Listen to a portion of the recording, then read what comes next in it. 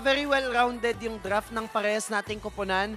Ang magiging difficulty na lang ay kung mamamaximize ni Brusco yung capability ng isang chip. Kasi kapag nagawa niya yun, mas magiging mabilis siya sa gagawin ng Aurora. At now, papasok na nga tayo sa Land of Dawn. Welcome to Game 2 between Onyx Philippines and Aurora Gaming. Tapatan naman ang ating mga star junglers, Steven Kite and King Kong. This time, parehas meta assassins ang kanilang gamit, the Joy in the Suyu. Oo nga, no? Sobrang komportable pa naman si King Kong gamit itong Joy na ito.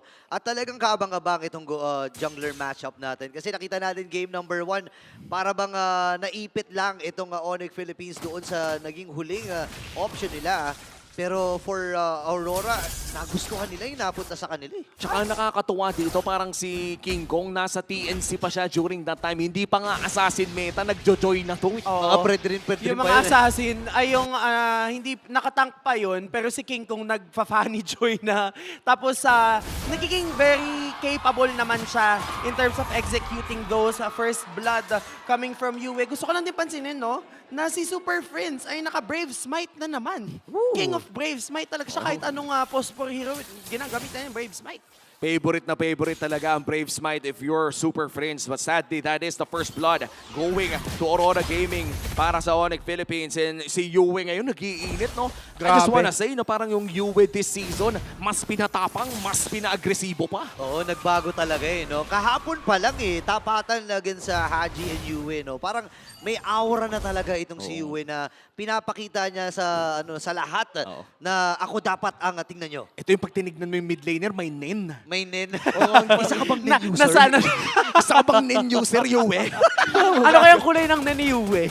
Doon natin malalaman mamaya. At sakto-sakto, lalabas na nga ang pinakaunang pagong. Ayan na At siya. mukhang Onyx Philippines ang hawak nito. Level 4 na si Yue. Naunahan pa si Super Friends humawak ng Netherrealm. Also because merong passive si Yue na kapag mas mataas yung kanyang XP dun sa kanyang kalaban ay maghihila yung mga damage output na meron siya. Meron siyang kopya ng Netherrealm. Turtle ay sisimulan na ngayon. Oo, medyo malayo mga gold laners. 4 ang nasa kupunan ng Onyx Philippines. Pero sino nga pa makakakuha nito? Okay, umabot si Doming doon King na. Kong. And this time, King Kong nakakuha ng unang pagong ng laban sa Jay! bayan ng Netherrealm. Habang napasipan na rin Sipa! si Rene J. Pero hindi yata makakahabol itong Aurora. Makakatakas ba si Rene J? Hindi, nandun yung Gatonta. At nakakuha din ang kill ang Onyx. Nag-overheat ata ang Aurora Gaming doon. Nakuha na nga ng Onyx Philippines ang Turtle. Pumasok pa si Rene J at walang nakuha na trade ang Aurora. And that gives Onyx Philippines a great engage here in the bottom lane. Ang bilis talaga ng capability ng isang koponan na merong chip. Kasi na-maximize nila yung Y-walk, pati yung mga shortcut na ability niya. Kaya nga ngayon yun yung kailangan bantayan ng Aurora, lalo na kung mag-engage sila towards that turtle. 3 minutes in, matagal pa naman bago ang pangalawang pagong. Sumasakit na rin agad si Doming kahit dito natin masasabi na yung early game power spike talaga ng isang Granger ay nandyan pa rin. Napakasakit ng Death Sonata, napilitang umuwi dito si Kelra. So far, mukhang nagiging maganda ang early game dito ng Aurora Gaming despite that turtle blunder nung pinakaunang pagong. Okay, mabilis silang nakahabol doon. And props for Rene J, no, na actually kung hindi niya ginawa rin yun, baka meron pang madamay sana doon sa unang pagong. And Onyx Philippines naman, parang mas okay sila dito ngayon kasi mas may clear wave sila as compared ng game 1. Yes. Yun talaga yung nagiging problema ng mga teams no na nag-opt out of having mid laners na very mabilis mag-clear ng mid kasi mahirapan silang umikot earlier on into the match. Lalo na ngayon na sobrang dependent sa mga assassin na snowball yung pagkapanalo ng mga kupunan. Semi-tahimik ang ating laro. No? 4 minutes na, 1-1 pa rin ang ating kill score. Hindi gano'ng kalaki ang gold lead. Parang nagpa-farm lang talaga ang mga players ng parehas na kupunan. Naghahanap ng tamang engage. At mukhang si Rene J ay kamuntikan lamang mahahanap si King Kong. Lalabas na nga ang pangalawang pagong ng larong ito. In terms of the power spikes, Anti, sa face ban na ito, lamang na ba talaga dapat ang Aurora? Right now, hindi pa natin nararamdaman yung damage output na meron si Kelra. Kaya nga ngayon, may kaguluhan. Ang sakit. Ngayon, nakapunta pa si Baba. Itong si Rene. Ay, nagamit nga niya ngayon. Underrealm. Wow! Kaya na rin. Kigo, nakakuha ng ikalawang pag-go ng laban. Habang nagwawala na itong si Edward. Super Prince. Prince. Kailangan matras. Si Bruce may event. Nagamit yung flicker. Habang si Kelra, wala na rin siya ditong ultimate. Pero si Kirk ay nandoon. Kailangan lumayo ng kukupunan ng Aurora. Walang naging kabayaran kundi yung pagong lang. Hindi ko alam kung kaninong retry yun yung may nabitin ng konti, pero alam kong kalabit ng Joy yung nakakuha ng turtle na yun. Oo, sobrang naging on point and timing talaga yung pagkakakasa ni King Kong ng kanyang skill. Kaya siya nakakuha ng turtle. Grabe yung dive dito ng Onyx Philippines. Nakakuha na kagad ng kill. Si Doming ang naging punteriya. Ngayon, magwawala na rin. Oh, Ito no. nga si Edward. Kailangan matras. Wala na siyang mupasa dito. Kailangan niya lumayo. Pinasok din lang sa Torre, no? Alam nila na wala pang, na actually walang purify, walang flicker, at yung tapang ng Onyx Philippines doon ay talagang tinuloy nila yung tower dive. Alam mo yun din yung mindset and consciousness na meron yung Onyx talaga ever since. Dahil tatlo sila, kaya nilang i-juggle yung damage output ng Torre. Lalong-lalo na mag-isa lang ang kanilang kalaban. Napakasa na nga doon ng Avatar of the Guardian, si Kirk. And so far, Onyx ang nagdidikta ng tempo ng laban na 5 minutes into this match. Oo, dito na natin makikita na yung chip pick talaga ay nagte-tempo change at mukhang si Super Prince ang mabibinyagan. Parang ganun lang. Makakakuha na naman ng kill ang Aurora. Pero maganda doon may passive naman ng isang Paramis na mabilis din lang siyang mabubuhay. Pero sayang yun, hindi niya napindot yung kanyang Netherrealm. Pero may conceal na gagawin ang Team Aurora. Hatak muna si King dun sa kanyang mga orange buff. And mahaba pa naman, 20 seconds para sa ikatlong pagong actually. And nakapwesto na rin dito si Bruce at sumisilip-silip. Mid lane naman ata ang ipupush ng Aurora Gaming.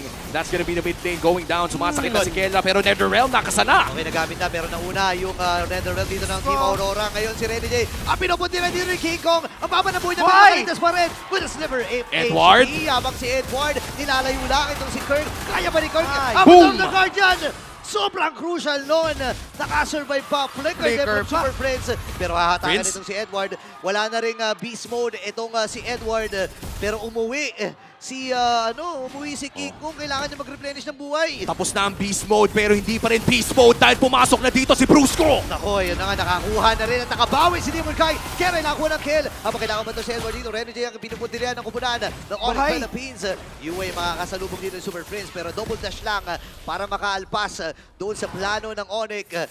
And ngayon parang purple buff ata, magiging puntiryan nila. Grabe, parang ang daming palitan ng mga ultimates, ang daming laban pero bakit bang baba ng kill score natin, Auntie? Kasi nagdi-disengage agad yung parehas nating kupunan whenever nagkakaroon ng security doon sa mga objectives. Sakita natin Aurora dahil mas malakas yung damage output na meron si Demon kahit the moment he cast ay si Retribution, nakapag-back away agad sila. Only, I think, having one casualty doon sa entire sequence na yon. And right now, ito talaga yung classic MLBB play ng Pilipinas. Objective-centric, low-scoring kills kahit sobrang daming aksyon at bakbakan na nagaganap. Oo, parang alam nila kung kailan kailangan ng itigil eh. Oo. Kumbaga yung iba kasi pagka nakita ng nag-ulti, nakita ng sumugod, Okay na akala to. nila hanggat walang namamatay, hindi pwedeng tapusin. Kung may agreement yung dalawa, no? Sige, kung masyado ng delikado, Wag na muna. wag na lang, itigil na lang natin. And dito rin lalabas yung maturity ng dalawang kupunan na to. No? Majority kasi ng mga players dito, mga veteran na, lalo na sa Team Aurora. No? Sa Onyx Philippines, may mga ilan-ilan na ilang seasons pala dito sa MPL Philippines.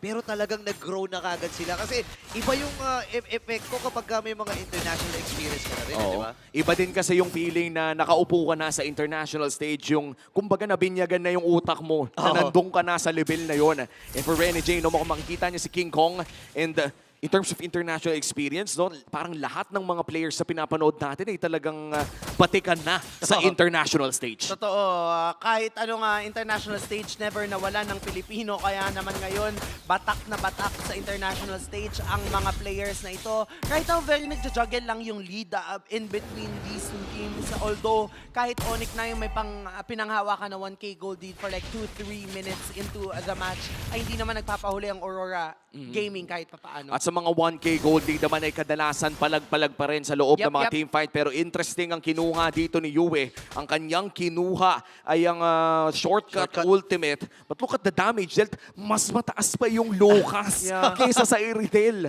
Hinaharap-harap kasi ni Edward Latte kaya kahit anong mangyari ay hindi siya napupuksa ng mabilisan. Concealed play, kinasa na nga dito. Okay. Muntikan lang. Kumbaga, nung nag-conceal, akala natin may magsisimulang laban. Pero anytime kasi pwede rin ikasa ni Yue yung shortcut. Yeah. So there might be a chance na okay lang kahit nasa taas si Rene J. Kahit nasa taas, nandun si Doming o si Demon. Kahit ay pwede niyang tawagin with one ultimate. And the same could be said here for Onyx Philippines. Ito yung literal nakakatakot kasi anytime pwedeng magkaroon ng 5v5. Pag may pumitik, no? Pag may pumitik, 5v5 na yan. Yun nga yun. Nasasabi mo kanina may mga agreement sila eh. Pero isa rin to sa mga agreement nila eh. Kapag may nagsimula ng team fight, hindi pwedeng hindi kasama Ayun, lahat. ayun, nasa Uy, top. pero nilikuran nila ha. Oo, wait lang ah. Hindi nakita. Ito yun. Kung titignan mo yung mapa ngayon, kita natin ang lahat kasi spectator tayo. Pero kung ikaw ang Onyx o ikaw yung Aurora Gaming, parehas kayong bulag sa isa't isa. Gabang, oh. Hindi nyo alam kung nasan yung mga kalaban nyo. Grabe yung abangan dito ng magkabilang kubanan. Tino mo Kala magkasama ko dun sa may bibigyan. top lane. Magkasama dun sa may Y-Bush. Itong si Rene J at itong si Demon Kite. Pero kailangan na nilang lumayo. Medyo matagal na yung kinain ng oras na yun. Pero tagumpay naman yung pagkakabasag dun sa may top lane.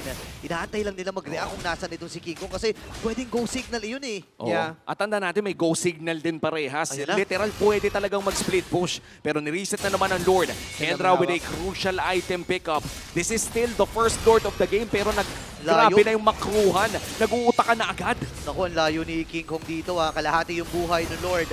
May soft reset ata sila nagagawin ha. Oo, soft reset. Mukhang i-hold ni Kirk. Ayaw niyang ipag-reset. Doming kahit bumapato ng mga bala pang bush check. But here comes the AOG. Sabi ng Tugardia pero walang tinamaan doon habang nagwawala na si Edward. Si Demon Kite. Nakakuha na si Kirk ng isa. May pinagbabarila ka si Ingo nakakuha ng Lord.